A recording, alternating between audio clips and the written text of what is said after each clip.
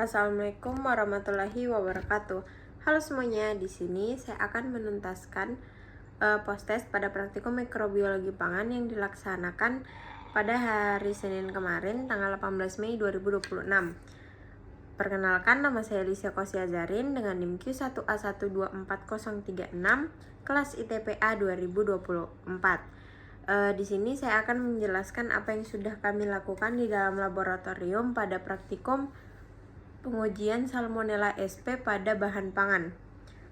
Nah, pada praktikum kali ini itu dilakukan pengujian Salmonella pada sampel ayam, ikan, dan juga telur. Salmonella merupakan bakteri patogen penyebab penyakit salmonellosis atau keracunan makanan yang sering ditemukan pada bahan pangan asal hewan. Jadi perlu dilakukan pengujian untuk mengetahui keamanan pangan yang dikonsumsi. Nah, cara kerjanya itu pertama kami akan mensterilkan alat dan bahan, kemudian sampel ditimbang sebanyak 1 gram lalu dicampurkan dengan 9 mili NaCl lalu dihomogenkan. Nah, selanjutnya itu dilakukan pengenceran bertingkat sampai pengenceran 10⁻⁻⁶. Nah, suspensi sampel kemudian diinokulasi pada media SSA dan diinkubasi pada suhu 37 derajat Celcius selama 24-48 jam. Setelah itu dilakukan pengamatan terhadap pertumbuhan koloni. Nah, berdasarkan hasil pengamatan, sampel ikan dan sampel telur itu tidak menunjukkan adanya pertumbuhan salmonella.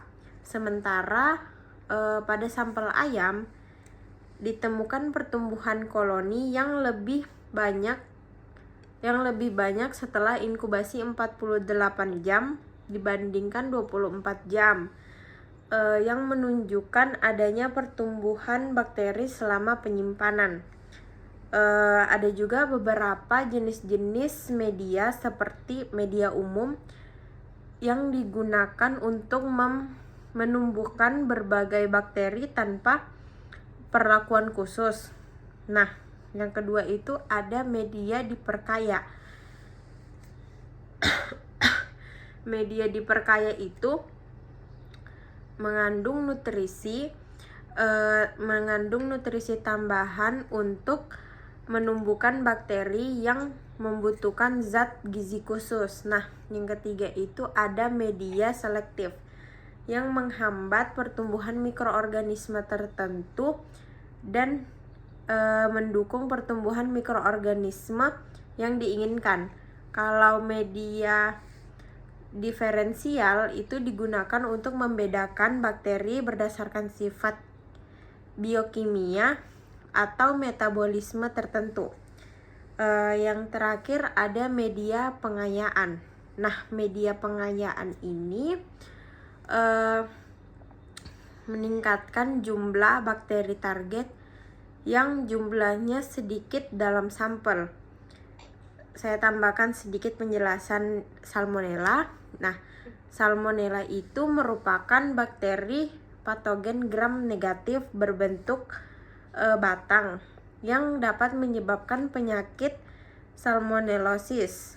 Nah, seperti diare, demam, mual, muntah, dan gangguan pencernaan lainnya. Identifikasi salmonella dalam makanan sangat penting karena bakteri ini sering mencemari bahan pangan seperti ayam, telur, dan ikan. Keberadaan salmonella juga dapat membahayakan kesehatan konsumen sehingga perlu dideteksi untuk menjamin keamanan pangan dan mencegah terjadinya keracunan makanan.